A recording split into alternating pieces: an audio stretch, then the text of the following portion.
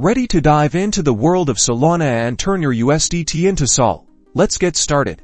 First, head over to Bybit and either create a new account or log into your existing one. Make sure you have USDT in your account before we proceed. If not, you'll need to deposit some first. Now, navigate to the trade section at the top of your screen and click on spot trading. This is where the magic happens. In the top left corner, you'll see the current trading pair. Click on it and search for Sol USDT. Select this pair to ensure you're trading USDT for Solana. Time to place your order. You have a few options here. Limit order lets you set a specific price. Market order executes instantly at the best available price, and conditional order lets you execute the order once conditions are met for a quick swap.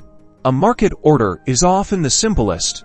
Enter the amount of USDT you want to convert to Solana. You can manually type the amount or use the percentage sliders below to quickly select a portion of your USDT balance, like 50% or 100%. Once you're happy with the amount, click the big Buy Sol button, double check everything, and confirm the order.